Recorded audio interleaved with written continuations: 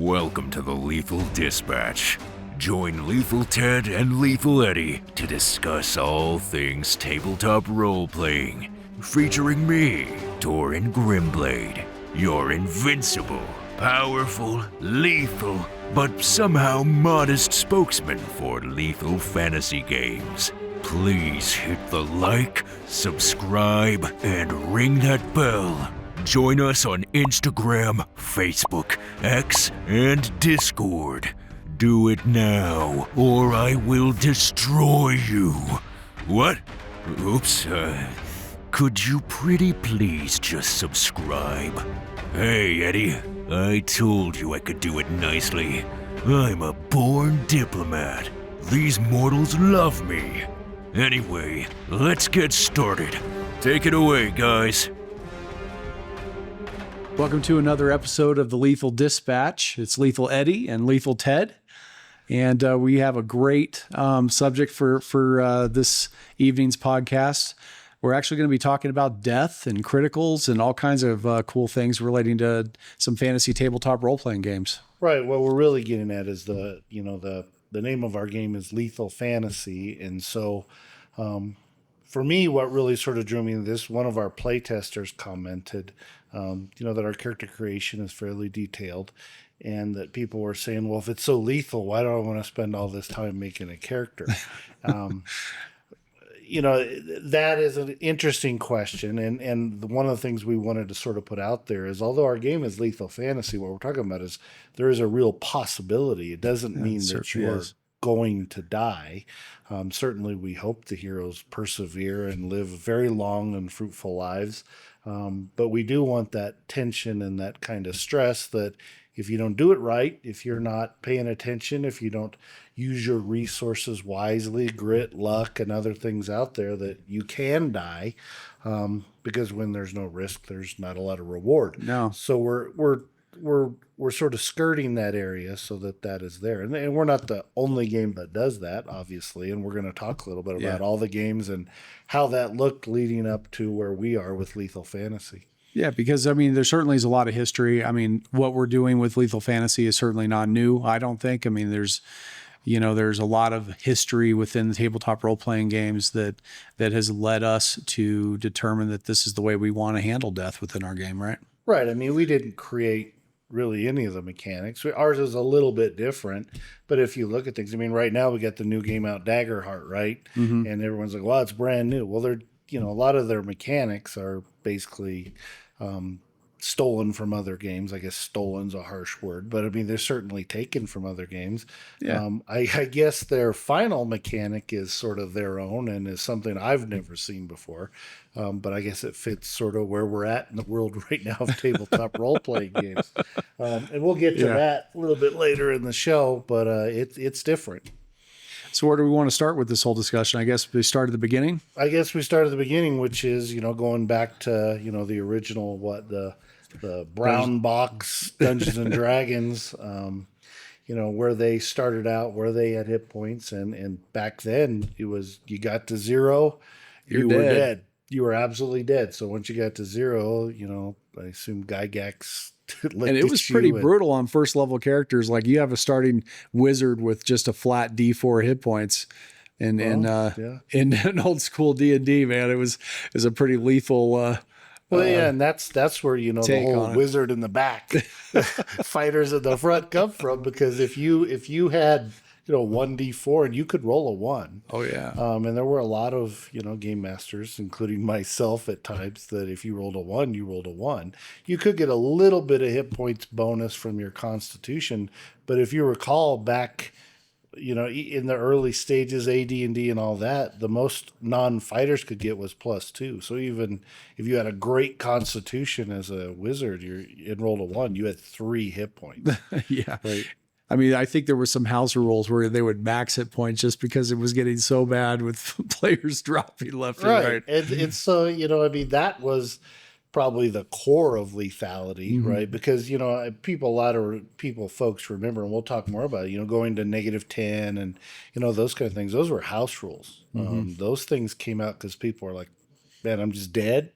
And yeah, they were just dead. Yeah. And that's, cross off your paper and write up a new sheet. The one good thing you had back then is character creation was pretty simple. Yeah. There weren't skills and feats and any of that stuff. You rolled 3d6 right down the line, 6 stats, rolled your hit points, put on your gear basically, and you were ready to roll. So you could probably make a character in 5 minutes. Yeah. If you wanted to. Backstories really weren't, something that most people played with, especially at the beginning of that, because there wasn't a lot of chapters or books or anything discussing it. Yeah. So it was certainly different. Development around player background later, or character background. But I mean, that's what I guess probably the biggest thing that's made our game greater as it grew is, the backstory allows game masters to work those stories into the game. The your grandma that is in need of assistance, or whatever you're trying to do, your kidnapped girlfriend, your whatever you're dealing with, those backstories. Or I guess the ever-present, my family was slaughtered by orcs, which seemed to come up a lot. All those things led to great stories, which they didn't do a lot of back then. I'm sure from what I've heard, Arneson and Gygax certainly did some of that, but that wasn't written into part of the game early on. Just left a lot up to the game master to develop and run, which is great. I mean, I'm okay with that, but it does make it a bit more difficult for somebody who's not used to being a GM to sit down at the table and realize, oh man, I gotta help all the players come up with their background stories and tie their backgrounds in together. You actually did a session 0. Right. I mean, that was not a thing. It was not a thing back then. You did what you did. Was 5 minutes before you played, or people did it on their own, but nobody was doing a session 0 with these discussions. And there's decks now to help you build it, and all kinds of charts. A lot of games have a lot of exhaustive charts. Can take forever to build your backstory if you're doing it randomly.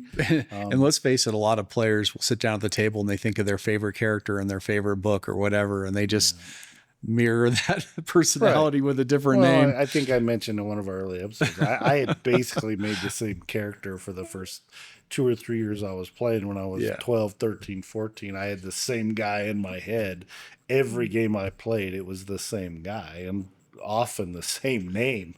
Because I just really hadn't developed that and didn't really think about it. No, it wasn't something we thought about. But those background development, I think, is what pushed some of the death rules in the direction that they've gone in newer editions, right? Yeah. I mean, it certainly has pushed players to be a lot more worried about whether their character is going to die in the game or that type of thing. There has to be an expectation of it, or else, I mean, what's keeping you at the table? Well, it's in real life, it's why we make decisions like we make, and we try not to die. And so all of that is important. And I mean, we do want our characters to have some apprehension at the table that they might die. At least that's the game I think we've built, and that we want to run. Certainly is, because that is what makes the game great. Because when you succeed, knowing the odds, knowing that you could fail, or even knowing you will fail, like we talked about a few episodes ago, can still be a great story. But you really have to have some apprehension of it. But you're right. As we've grown in creating deeper level characters, we've wanted to give players a chance not to die when those odds come up against them and the dice say you're gone, instead of just the simple, you had 2 hit points, you took 3, see ya. Because that's, that was originally it. And those games, frankly, D&D and, even AD&D, that eventually had the -10, which started as an optional rule, right? But at least it was written in the book that if you decide you want to do this, right? And it was a little vague too. I remember, because some people thought you could keep operating up till -3 because the way it was worded, and I remember having a big fight over that at one point. But those things came in because we were developing more, and we wanted it to be a little bit harder because people were getting more attached to the characters. I think initially, in D&D, and I very limited experience with that because, well, I'm not old enough to have played it a lot. It seemed much more like a war game. It was very combat driven. The role playing was there, but it wasn't so deep that people got as attached, I assume, to their characters. And you're right, as we've gotten more attached, we value them more, and we don't want to lose them. But those early games, the fact that the apprehension of death was there made those games a lot of fun. And I think that's what we're trying to bring back, because I think, in my opinion, humbly, we went a little too far in some of the more recent games, making, you really have to work to die. We've talked about that before. And they really blunted a lot of the game master, dungeon master's ability to inflict things or to stop things, and gave the players a lot of avenues to escape death. I mean, D&D second edition and 3.0 and 3.5, all of those had that -10 and you're dead. I mean, there's no like, you got to make this rule, you got to make this saving throw. Nope, you get there, you're dead. That's it. Yeah. Right. I mean, it was pretty. I mean, 3.5 brought in, the heal check against I believe it was a 15 heal skill that you could roll to stabilize. And then when you hit your -10, you got to roll a D100. If you rolled under 10, you somehow magically stabilized. Oh, well, I mean, while you're on the road to your negative is what you're talking about, is when you're not at -10, but you're on your way there. I mean, most of the games had some kind of save mechanic if you got there, but if you took massive damage and you took you to -10, you're just dead. Or if it took you to -11 or 11 13, or whatever. Right? Yeah, you're dead. Right. You had sub saves, to stop you from getting there if someone got there. And realistically, they didn't really have, early on, a lot of them didn't really have the, you have to roll to save. If somebody applied medical to you, you just automatically stabilized. So there wasn't this danger of the roll. The roll is fun. So, we did advance D&D. AD&D went to the -10. But didn't really have any rolls. It just allowed you, again, if somebody came and said they were stabilizing you, they stabilized you, because we didn't have any skills, right? It was just somebody said they're going to stabilize you, so they're bandaging you. 3.5 brought in the healing skill, and up to -10. Pathfinder, because it was an offshoot of 3.5, did the same thing, but you could go to negative constitution before you passed away, which sometimes was more than 10. Sometimes, I guess, was less if you had less than then. Fourth edition brought in you had to have 3 death saving throws and failures. And I, be honest with you, D&D 4 is the one I've never played. But as I understood it, it was 3 death saving throws. I believe it was a 10 or higher as a success, a 9 or lower was a failure. But I know that's the 5e. That could be a little different, but I know it was 3 death saving throws. Which is actually interesting, because that's pretty close to how PF2 decided they were going to go to discussions about death in their game, because they made it so that once you went to 0 hit points, you didn't really have negative hit points. Once you went to 0, you were considered dying 1. And then any additional damage that you take, or if you don't make your death save when it comes around to your turn, then you would gain another level of death. Right, death 2, death 3. And then when you get to death 4, unless you have, Die Hard or, something else, there's different mechanics that can actually lower your death number or raise it. But I mean, overall, it was basically you get to death 4, you die. But I guess, one nice thing about that system is they did have an insta-death where if you take massive damage, it's equal to double your maximum hit points, that you're dead automatically. Right, and 5.0 was basically that same mechanic. They had death 1, death 2, death 3, and they used their saves of 1 to 9, 10, whatever, 3 successful, and you stabilized, and 3 failures and you got to death 4. And I am oversimplifying the PF2 rules because there is a wounded condition and all these other things that can play into we're it. doing But that with it's several of these. I mean, 5e had an insta-death rule same way for maximum hit points as well. So, all of those systems did that. There's Hackmaster, you could go to negative constitution and you had to stabilize as you went down, unless you were magically healed or someone performed a heal check on you. The natural way to stabilize was an opposed roll, which is not the way we do it, because some people online have said we're a clone of Hackmaster, and we're nowhere near a clone of Hackmaster. Just because, we have opposed rolls, but Hackmaster does almost everything different than we do it, frankly, in a lot of ways. And our death saves are not opposed in that way. But that's the way Hackmaster handled it. Probably, I suppose, the thing that we need to look at, and we can talk about, probably the one we'll talk about last before we go to ours, is Daggerheart, because that one's has some interesting dynamic that they've added to it. Well, it's all narrative, and it's, again, it's something, you've talked about so much, is it really goes down to the power to the players and the player's choice and the narrative. And I get it. We're talking about group storytelling, we'll get there. One of the things we got to talk about, in true lethality, one of the things that makes our game lethal is the amount of damage you can do on a strike. That's really the biggest difference to what it is. Going back to original D&D and AD&D, your damage rolls basically came from your weapon and strength, right? Yeah. That was it. Yeah. And so whatever the weapon was, D6 damage plus your strength, AD&D was pretty much the same. Pretty simple. And that continued, all the way up there. That there really were no critical hits at all. Yeah.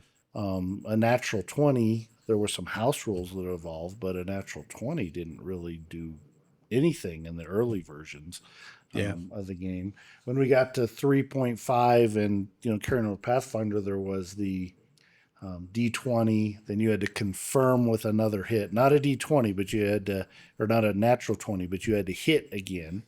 Right. And then depending on the weapon, it augmented the damage by a number of dice. It wasn't that always a letdown when you rolled a nat 20 and then followed it with a 1? Yeah, which is, again, the yay. Yeah. Right. And so, again, something we wanted to fight against. And so that doesn't happen in Lethal Fantasy. But, that was an instrument. And then, the fact that the weapons sort of augmented it made weapon choice, I guess, important. 2E, as far as D&D did their, started having the option for double damage. Yeah. That was an optional rule that came in. I think it came in one of the Splat books. Weapons and Combat, I believe, brought that in. It wasn't originally in the books. Yeah, the double damage part wasn't brought in really until 3.0, 3.5 D&D, and that's when they made it actually one of the rules of the game, Right, and that's the first time that, I saw it that was actually there. And then again, you had to have the confirmation. They made it even more convoluted to see if you actually got to a crit. Because I know exactly what you're talking about. I don't remember how many times I had a 20 and then I couldn't confirm it, especially on something that was hard to hit. Oh, exactly. It was very hard to get a crit on something other than, something that was within your range to hit. So it made that spectacular, smog moment just smog, You would need a 20, plus you need another 20, and then your damage is still not huge. No. Right? And you're talking about it with a 20 and a 20. I think that's a 1 in 400 chance, right? Yeah. So, and then on a 1 in 400 roll, you're still only doing double damage. Basically, right? So, double damage unless you happen to be charging it with a lance from horseback or something, where you got times 5 damage. Right, but the arrow at smog, right? That's not. Well, the weapon, the bows in first edition were 3 times, but still, Right. I so mean, 3 you're- times damage on a D8, you know? Right. I mean, So you're what? You roll an 8, you got 24, right?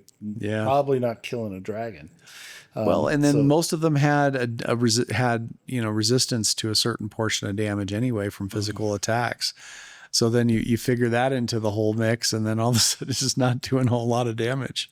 Right. Well, then we after we got through that, we had 4E, Yeah. which the interesting thing from what I saw from 4E when I was doing the research looking into this, basically what they did is if you got a crit on a 20, you got the dice you rolled plus max damage of the weapon, and so it did add a significant amount of damage. And the one thing I found curious about that is that seems to be exactly what Daggerheart's rule is. So Daggerheart pulled that directly from 4E, or whether intentionally or not. It appears to me that is the rule Daggerheart is applying, so that you get your damage plus the max damage of all the dice that you could have rolled.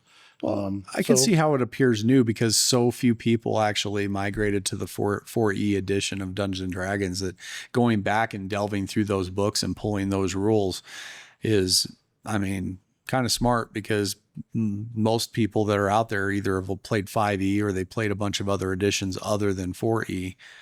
Because hardly anybody played 4E. Right, At least. and 4E I think is in a lot of ways very similar to the draw steel that Colville's throwing out. So 5E had the double your damage dice. So I mean, double damage versus double your damage dice are two different things. I mean, Yeah, they certainly probably sort of sometimes equal the same thing. But I mean, if you have a decent roll followed by a terrible roll of your dice, I mean, PF2 made it an option that the player had to pick when at the beginning of the session. They would need to pick that I am either going to take double the damage or double the dice, one or the other. You can't just pick and choose. that makes sense. I mean, each roll is different, right? I mean, if you chose one and your original roll was good, then you're like, I'm going to double it, right? you know. But if you and so yeah, you would have to choose ahead of time, or else you would, if your original roll was bad, you would automatically switch to the dice.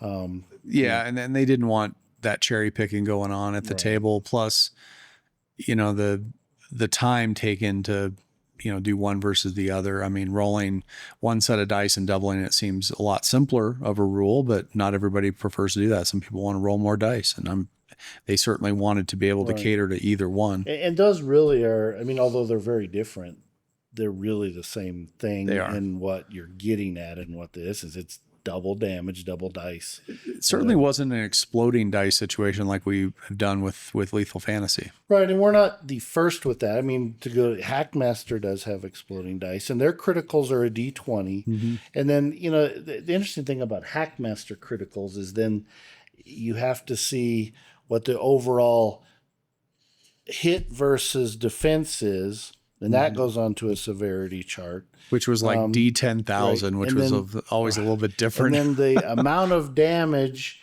over the DR, and you got this cross reference, and then a D10,000. And in years and years and years of playing Hackmaster, the number of times that those charts actually came up with anything significant, honestly can barely remember that happening, because so much of those D10,000 charts had nothing of consequence on them other than one extra dice, two extra dice of damage, and that's what, when we made our charts, we wanted real descriptions for all the numbers of something that happened that was interesting, as opposed to, again, the excitement at the table and then one extra dice. But our simplified version, for the player's guide and for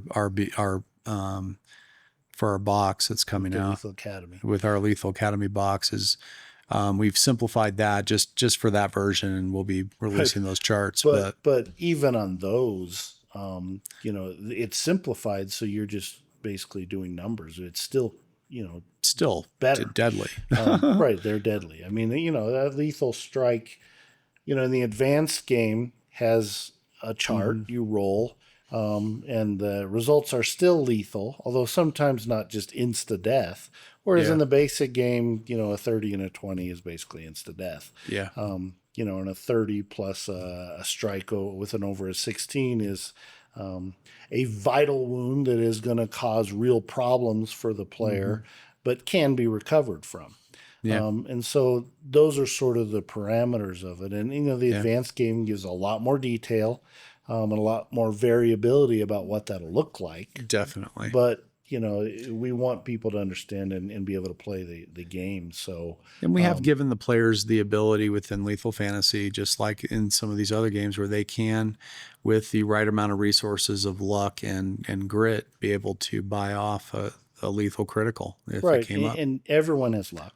Yeah. And basically the number of luck allows you to buy luck dice or grit dice that you roll, and you have to equal or surpass or whatever the number that was against you. And so you want to save those because, and we've had players at the table use them, because you can use them on any hit. You take 5 points. I'm going to use my luck dice to get that, right? And they lower things down.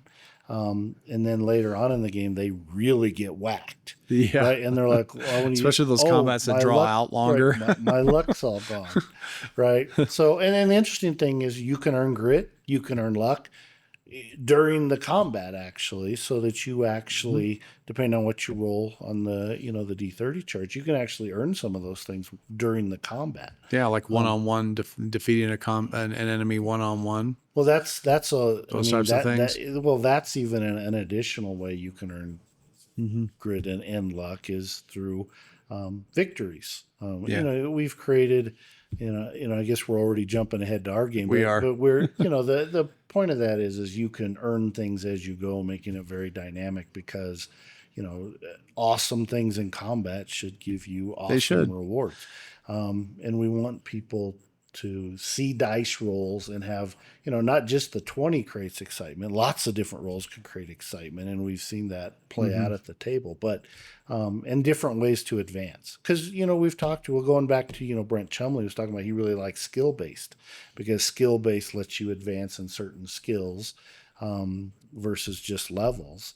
And we've taken skill-based and applied that to all our weapons, our armor, our shields, so that you get better at those things outside of leveling. Exactly. And that's it. And then you also get better by the number of victories you get, right? And the victories, are based upon, one-on-one combat. You can't be the guy in the back, right, who did nothing, but they're part of the party, and they're yelling, get him, right? And they don't get, you have, it's a one-on-one confrontation. Like I think I talked about a little bit before, it's the Old West gunfighter, right? That, he walks into town, they're like, they say he's killed 50 men or, whatever. Oh yeah. Right. And you see that, and that kind of feeling of, do you know what it goes back to is like old school battles. I mean, it used to be that the two armies, they didn't really want to go into the shield wall, right? They wanted to stand across from each other and send their champions out to fight one-on-one.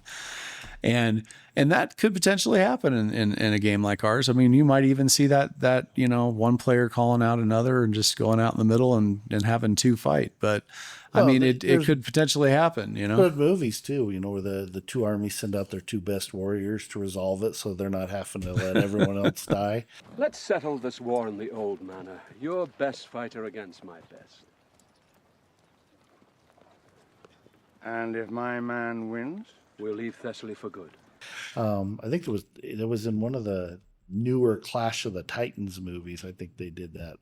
But I mean, it almost in our character sheet sort of gives you that notch on your belt thing, right? Because one of the big ones that came out, that movie with Achilles and where they had that one-on-one fight with out in the field, was kind of famous anyway, where I don't recall all the characters, but I know that was kind of with Brad Pitt and I mean those are great moments, right? And that's something a game master can orchestrate, that kind of thing to resolve it.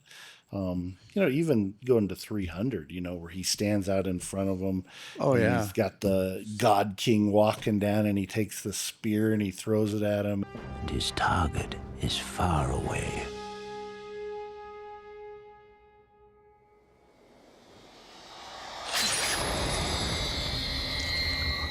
And he almost got him. He did. But he took off his ear, right? Or he Yeah. cut it. Took off his earring, right? Right, And it really yeah. pissed him off. Right. So, great moment, right? That's, that is awesome stuff. The one thing, the notches on your belt, the gaining of grit, the gaining of luck, exploding dice. One of the things, our criticals, number one, the dice are maxed. Sort of like the 4E Daggerheart thing, but then they explode, right? So then you get to roll them again. And then if they are high again, you max again, they explode. And they explode, and they explode. And that can cause drastic damage. And then the lethal chart adds more damage on top of that. So if you got a 20, then and you get into the lethal chart, you get more exploding dice potentially, plus very specific in the advanced game, very specific in descriptions of what happens to your opponent. Exactly. And the interesting thing is, we've built those right now. They're for hacking, slashing, puncture, pretty standard things, right? But what we really want, and what we'd love to have people help us with as we build this thing, is make individual charts for individual weapons. And not everyone would need to use those. Maybe make it an optional rule. Well, I think we the plan is we're going to come out with a book of weapons Yeah. that has individual charts for individual weapons. And if players in a game table want to be really detailed about what a dagger can do versus what a battle axe can do versus what an arrow will do, those can be created and built. And we'd love to have, fans / players help us build those things, because we've built a lot of them. But we spent months building the existing because we did not want a bunch of blank things that don't give real flavor to combat on a critical role. So all of them are very detailed, very specific on what kind of game effects they have versus combat impacts, because long-term injuries, those kind of things come into play. And we also, the one thing we're very careful about is, even though you have long-term injuries, there are ways to deal with that. Our clerics are capable of restoring those injuries, all of them, except, death. They Right? can't. But they can't fix death. And the interesting thing about that, I think we talked about before, the thing that I always think, especially in fantasy games, about the resurrection mechanic, and we're a little off there, is Who would want to come back from heaven? right, or wherever that's they're- the thing. We got Valhalla Valhalla whatever. or whatever. They're with all their loved ones are with their god. They've earned their right to go there, right? They're being praised and honored, and then also they're like, wait, right? And they're back in the middle of some grungy place with rats around them, laying dead in a dungeon, and they wake up and go, "Thanks for bringing me back, guys." At least the mechanic is there on most of the games, where it says, if the person chooses to, right? where at least the player can choose. Do I really want to come back, or do I want to just stay in Valhalla?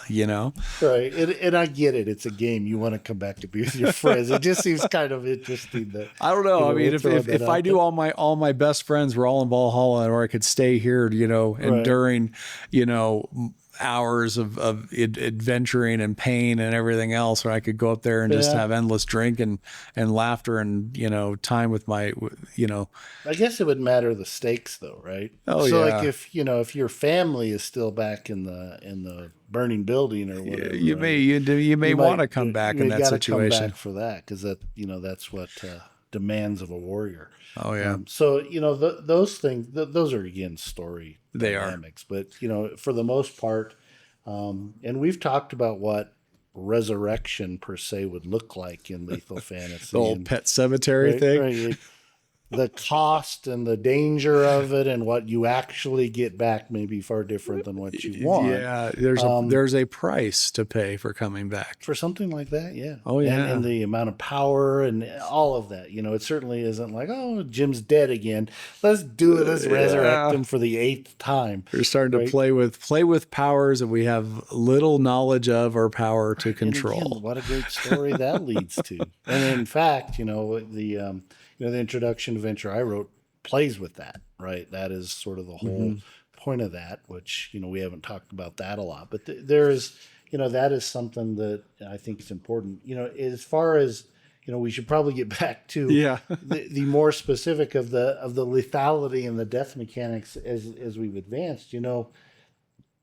Daggerheart, really, when you die, if you die, apparently is pretty much just a character decision, which is, the narration, the sequence of turns, everything is you go when you want to go and you tell the sequence of things.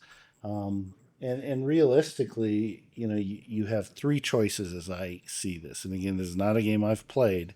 I've watched some videos and I've read their SRD and seen what it is. But you have 3 choices. You can have a blaze of glory where you get to say, yeah, I'll die, but I get to get one final critical roll, and that can be a critical hit or some other thing, but they get a critical roll so they can do a critical to their opponent. But they go out in a blaze of glory. Interesting mechanic. There's no dice roll involved with that. You just get to do it. Or you can... That is interesting. You can sort of have risk it all, as they say, where you roll a dice to see if you die or recover. And if you roll, it's a 50-50. You have to roll, if there's 2d12, you have to roll higher on your hope d12 than your fear d12. And then, as I understand it, if you roll higher on your hope, you don't die and then actually spontaneously heal the amount of points that you've beaten the other number by. So dying actually can heal you. Wow. Which is... that's interesting. But I guess if you're comparing it to hope and fear, which is kind of how they're playing it off, it's almost like that Lotro thing where, when you are playing, you remember old school Lord of the Rings Online, where when you died, you didn't really die. You just lost all hope. And so you were just kneeling there, like showing like you were dead. You weren't really dead, but you were just out of hope. And I get the interesting thing though is what is the mechanic of I'm almost dead, guy hits me with a battle axe, and I'm like, oh, I'm better, right? I guess I'm losing the dynamic and narration of how that happens. Is this some divine intervention, or but who knows? Sort of struggle with how you get whacked again, and then suddenly, if you rolled the way I understand it. Let's say you rolled a 12 on your hope and a 1 on your fear, you suddenly just jumped 11 hit points. And they don't do hit points like other games, because the most you can take, I think, is 3. So that would be, you would get back 3 plus max hits suddenly because you got whacked really hard. Yeah, it's interesting. I don't know. Didn't they have a function as well where you could gain a scar or something like that? Yeah, that's the other one where you can just say, no, I'm not going to die. You're just like, no, not happening. Not going to die. No, I'm just going to take a scar. I'm good. I'll have a scar. But then you don't even actually get a scar unless you roll a dice, a d12, and get a 1, right? And get under your level. Oh, under your level. So at first level, if you die and just say, no, I'm not dying, number one, when you do that and you say, I'm not going to die, you just become unconscious and you're on the battlefield and no one can hurt you. So the dragon can't burn you to a crisp or swallow you or eat you or stomp on you, and your enemy can't stab you or nothing. You're invincible. You're invincible and untargetable. Wow. So you're just on the battleground. That's almost like a video game mechanic. It's like is a video it's like Call of Duty, like when you get that little invisibility when you first respawn, Right. or whatever. Right. Or is that Call of Duty? I don't know. Well, Whichever even one. World of Warcraft, where you just respawn and come back. Right? Yeah. I mean, as you get a higher in level, as I understand it, I mean, you have a chance of rolling, a greater chance of rolling under the 12. And I guess, I don't know what the max levels are, but I guess once you got over level 12, then you would obviously, I would assume they probably have max 10 right now or something. But I don't know that leaves a lot of expansion for going up in a lot of levels since you're just rolling a d12. But again, that's a mechanic beyond what I understand of the game. But at first level, that basically means your fear of dying is 0. Yeah. I mean, because even if you fail it, you get a scar, which is like you lose 1 hope slot. Which you can put hope slots to use, but still, I mean, you really can't die on 1. And you're 1 in 12 is like an 8% chance that you're even going to roll a 1. So in theory, at first level, you could die over and over and over like Groundhog Day.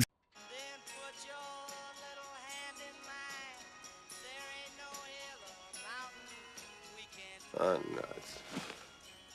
And you just keep showing back up, right? I mean, because really, very low chances you're going to roll a number that actually makes you permanently dead. right? Which is, I mean, again, Which, as we started with, as a game master, I've never enjoyed killing a first level character anyway. So I guess making it difficult for them to die is, there's something to be said for that. But at the same time, but in that way, I mean, because the way is what I always did is when the first level character dies, right? All the books, all the games, and including ours, these are guidelines, right? Yeah, they are. So have I ever really, well, I guess ever is a strong word because I went through some phases where I probably did kill people. I will never say that I haven't killed a character under level 5. I'm sorry. In recent times, right, if I had a first level character die, right, something more interesting is going to happen than they just die, right? They're going to get captured, right? They're going to be held captive. They're going to have to figure out how to escape. They went They're going to lose unconscious and some don't of their remember. equipment, right?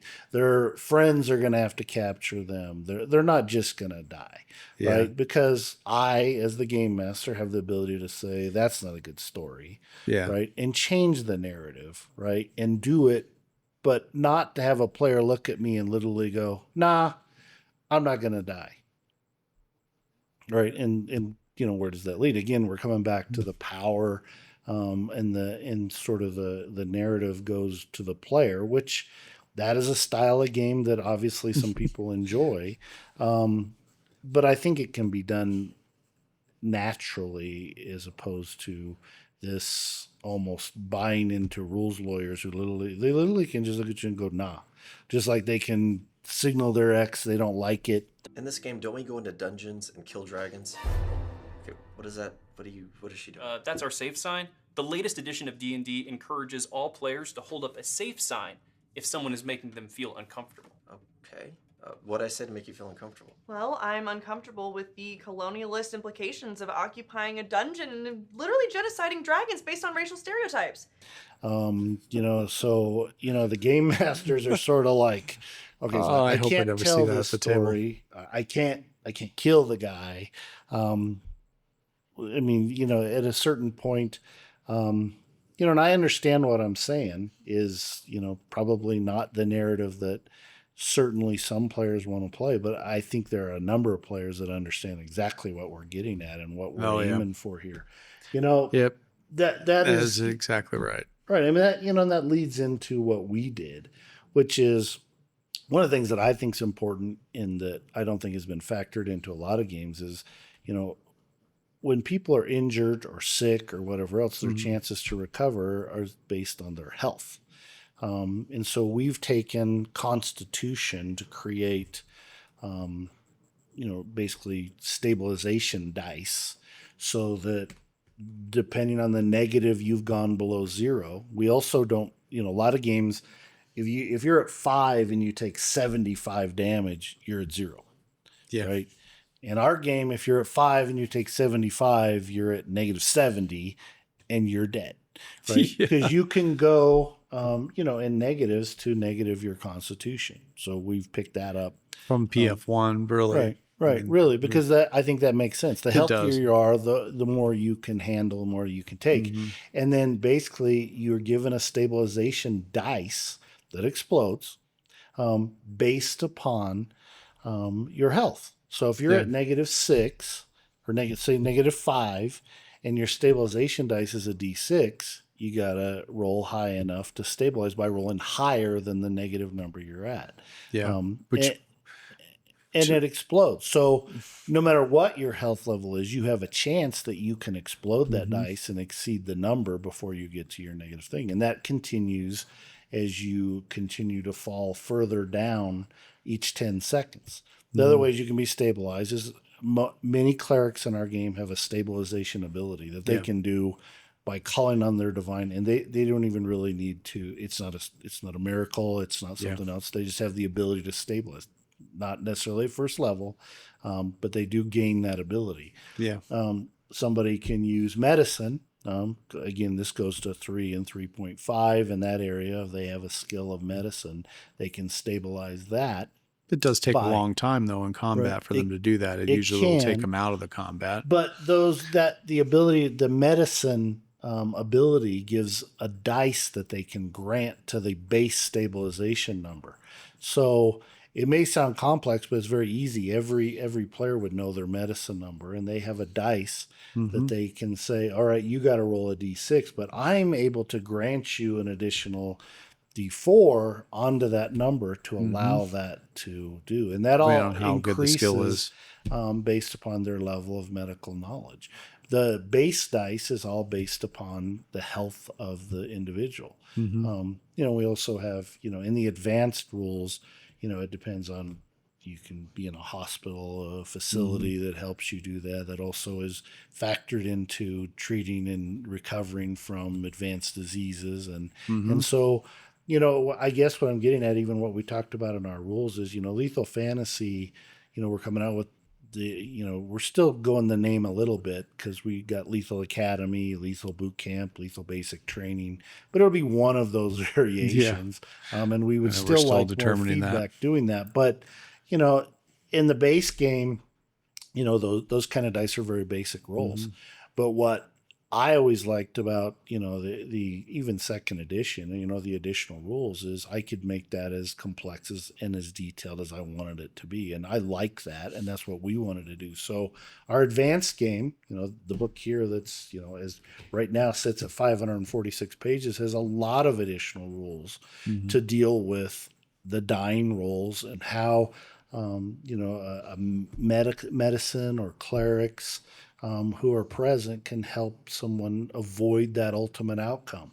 And again, those are rules to be applied as seen fit by the game master and the players, or they can default back to the basic rules, which resolve extremely quickly. So you can take it as far as you want to go.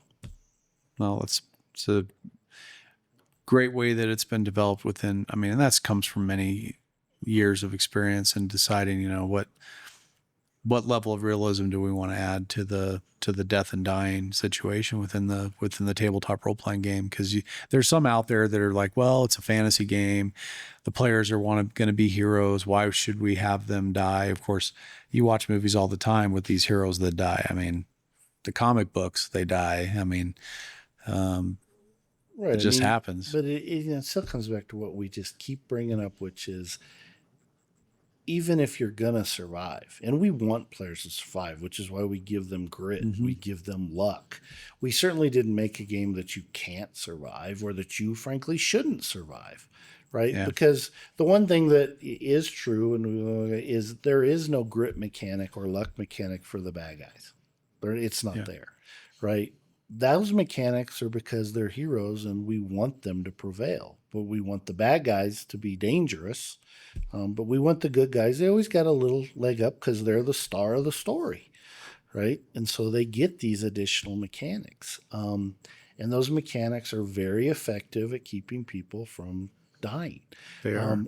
The game tests we've had, I think we've had a couple of deaths. Very unfortunate ones. We had one in one session, Right. two in one session. Right, and they were similar based on some very Running out of resources, unfortunate rules. really. But yeah, they used up their resources very early instead of saving those. But in a lot of play sessions, in the vast majority, we've had no fatalities because it isn't about that. But the one thing I will say is that I think is different. I don't think we've ever had a game session where there weren't players sweating at the table about they might whether die. they were going to die. Should right? we run away? Oh, Right. maybe we should run away. Right, because and that to me is what we built it for, and that's the sweet spot. The sweet spot is, this is scary. I might not succeed. This role's really important. This role's really important. And then when they're they excited when they get it. Right. And then, versus, and the other part, the opposed role makes that so much more interesting. Oh, it certainly because does.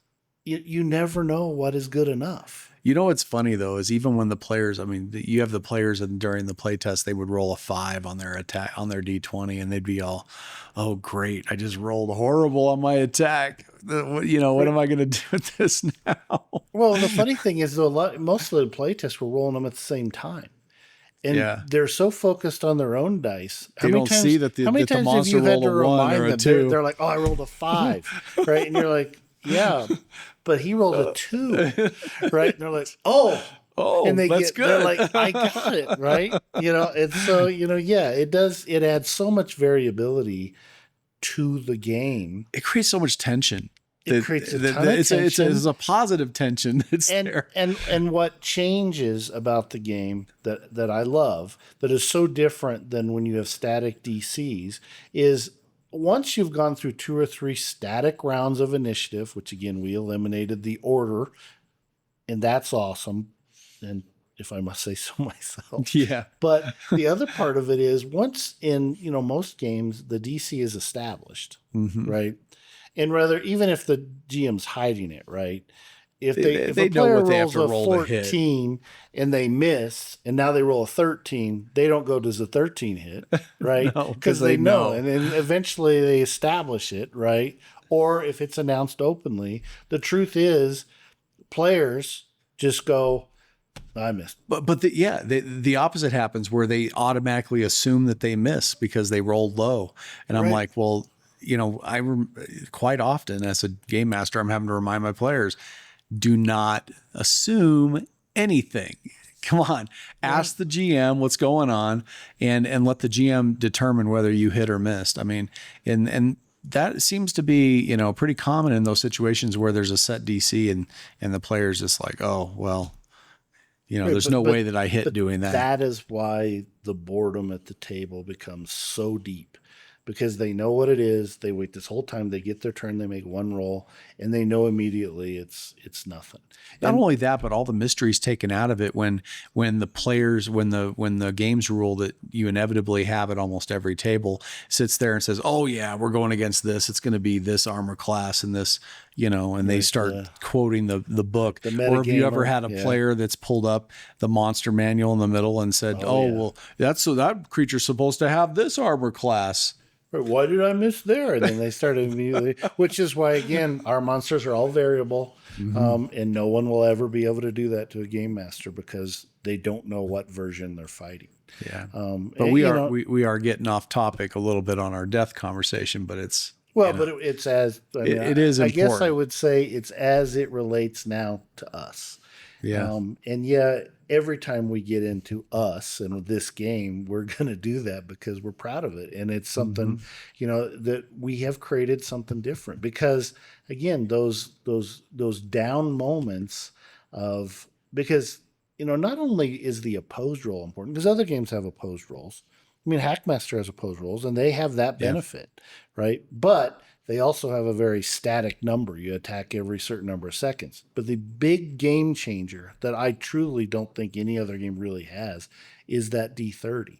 Because even on a miss, the D30 can make special things happen for the attacker and the defender. Yeah. Even if you fail. Immediate extra attack.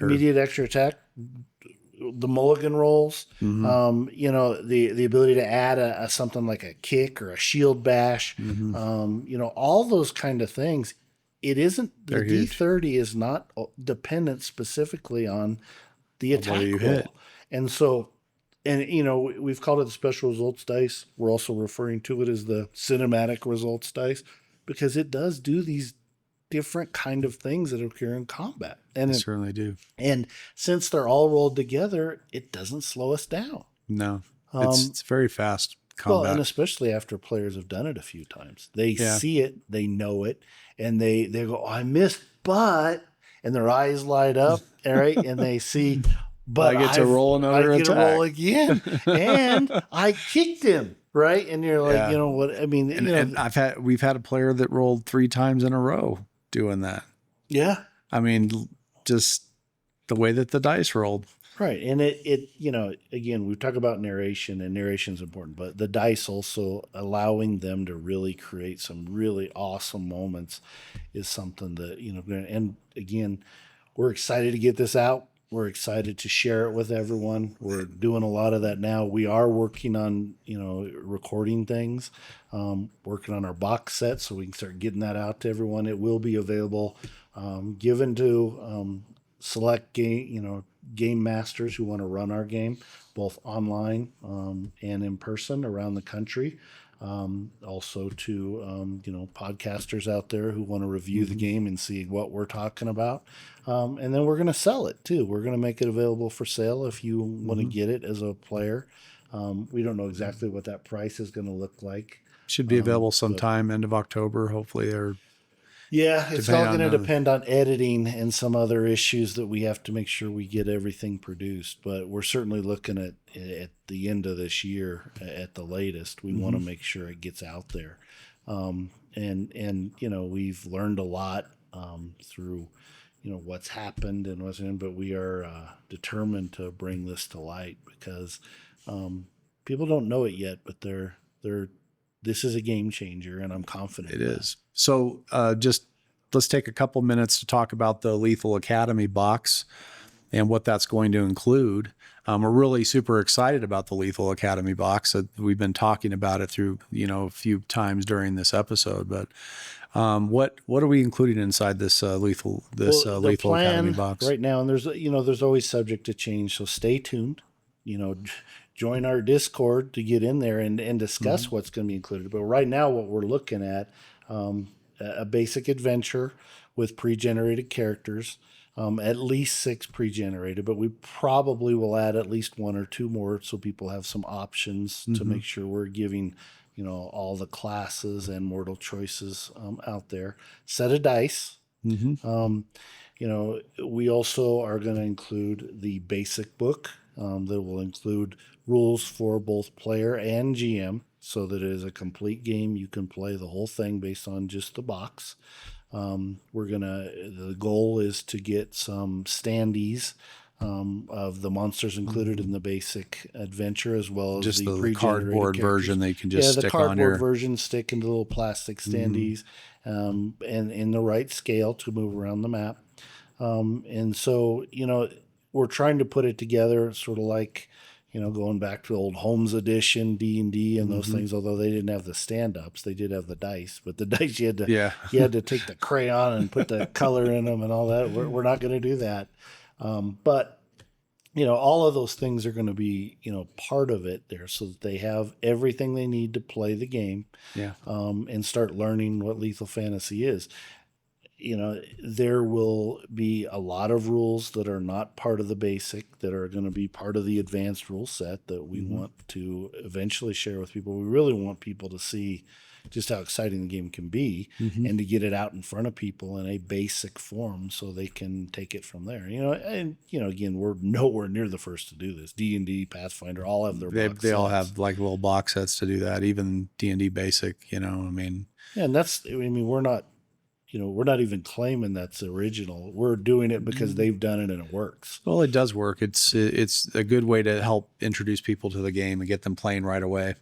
They're not spending hours and hours doing character creation. They're just getting right into just the basics and running a game with a game master, or even just, I mean, we're writing in such a way that, yeah, it's probably more fun the more people you have at the table. But I mean, it could be played with couple, just two people or, that type of thing. So, well, we've even talked about it. I think our game is uniquely set up to be played as a solo game. It could be, especially with opposed roles. Opposed roles makes the solo game interesting. It does. When you're absolutely just rolling against set DCs in a book as a solo game, it's not as dynamic or interesting as if you have a colored dice set for whoever you're against or your opposed opponent or your opposed skill or whatever you're doing versus yours. Yeah.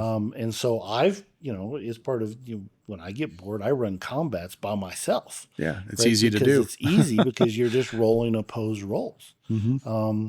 And you're reading the D30s and, you're seeing what's happening and both sides have access to that. It makes for a very interesting solo game. It would also be, I think it's also a fantastic, just pure combat game. If you just want to sit down just and a play miniature game, combat, right? And for those that love hack and slash, right. And we've talked to it. I mean, we're likely to adapt this as we progress to a lot of other genres. We've talked about giant monsters, kaiju battles. Oh yeah, alien battles. Which your son created Titanicus, right? Right. Titanic Creations is created by my son, and I was part of that as well. You can see some of the artwork back behind us. Yeah. And that's he has that cool video out where Titanicus is telling the true story behind the Titanic. Yeah. Where he's taking out the Titanic.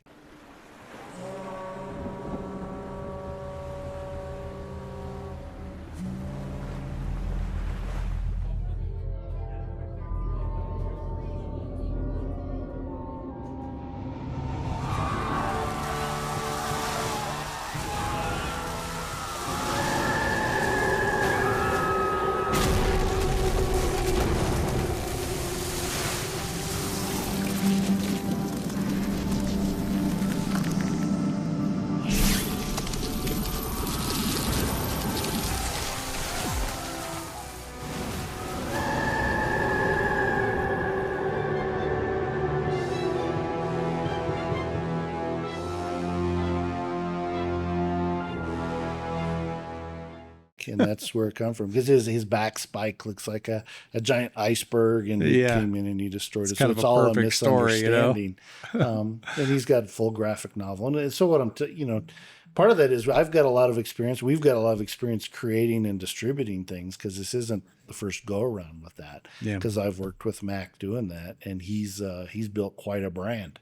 And we'll put a link to that in here as well, so you can check out what he's done and part of. And yeah, even for people that are followers of Titanic Creations, we are looking at converting to a real combat system based upon the monsters he's created, and those monsters are also likely to show up in Lethal Fantasy as big bads. I mean, in our Titanicus, world, Nosferodon, Grafixus, the Scaraeus, all the monsters that he's created. Be interesting to put some stats to those monsters. Well, I've done some of that, and they're going to be bad. They're bad. They're bad. So. We appreciate everyone watching. Please spread the word. Let people know to take a look, check us out, join us on Discord. Please throw your recommendations at us, like we've been talking. We have so many things that we would love feedback and input and help to do. Creating specific weapons charts, creating specific diseases, creating specific poisons, monsters, different variations of monsters that we can work into our books, because we really don't want to do the same old thing where we're, every troll is burnt by fire, and every vampire is, afraid of the sun. Reach out to us. We'll send you a template. You can write your own monster and send it to us. See what we think. Up. Again, reach out. We want to build it with you. We're not looking to do this alone. And leave us some comments about our discussion around all this. I mean, if we miss the mark on how something is supposed to work, tell us in the comments how we got it wrong. Yeah, I mean, I will be the first to admit I haven't played some of these games as in depth as others. And so, we definitely did some research, but I'm sure we missed nuances to all of these. Oh yeah. But, we couldn't spend all night doing this. We're already 57 minutes in. yeah, they keep telling us to stop at 30 and we're not making that mark, well, but that hasn't happened. Anyway, we appreciate you signing off. And we'll see you on the next one. Absolutely. Take care, guys. Thank you for joining us for the Lethal Dispatch. We value your feedback and comments. Please like and subscribe to our channel so you don't miss updates on the Lethal Fantasy Tabletop role-playing game. Join us on Facebook, Instagram, X, TikTok. Join our Discord channel to chat directly with Lethal Ted and Lethal Eddie and find out what comes next. Lethal Fantasy, the evolution of the tabletop experience.